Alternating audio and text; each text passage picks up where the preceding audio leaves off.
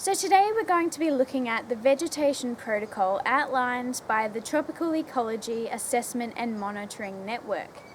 They provide standardized methodologies for conducting an annual census on a particular ecosystem. The information includes its growth rate, mortality rate, and in general, how it's functioning. Now, this information can answer questions along the line of, is climate change leading to an increase in biomass?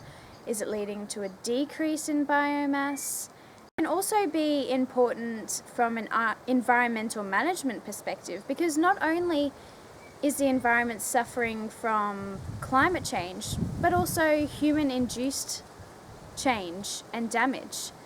Okay, so the next step is the plot establishment. If the land is quite steeply sloped, then the plots need to be stratified along this slope. If the land isn't steeply sloped, then these can just be randomly scattered throughout the landscape.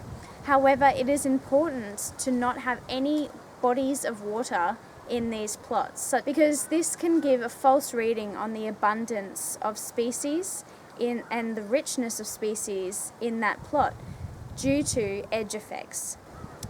Okay, so once we have established a very suitable location for our plot, we need to physically mark it out.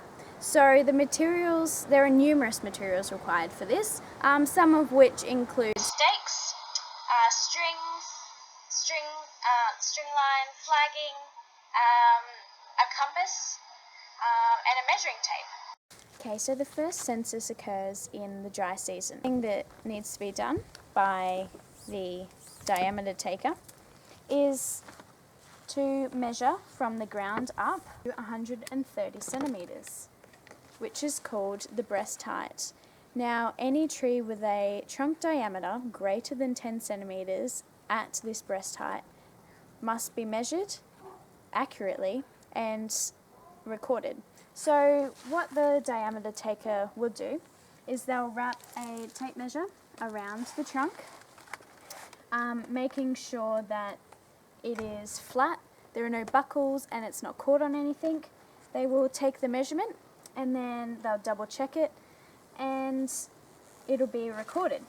After this, the painter will come along, paint a strip along there. They will also then tag the tree, and after this they will collect a voucher sample of the tree, which will be used to identify the specimen. A number of problems that can be encountered. What happens when the trunk is split? Both of the trunks need to be recorded. Similarly, what if it can't be identified?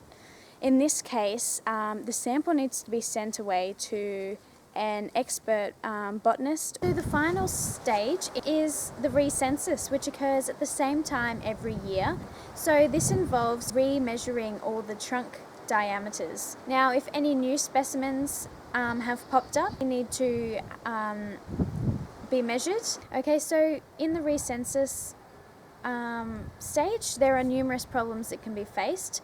If a trunk is damaged at that point of measurement, which reduces the trunk diameter to less than 10 centimeters, then no measurements should be taken until it reaches 10 centimeters in diameter or more.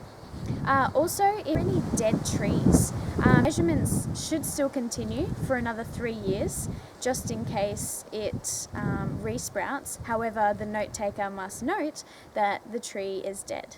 Okay, so the vegetation monitoring process, it is highly reliant on the accuracy of the results that are collected and the accuracy of the staff. Without accurate results, then questions that need to be answered from these results, well, they can't really. In conclusion, I thought this vegetation monitoring process was a bit inconclusive.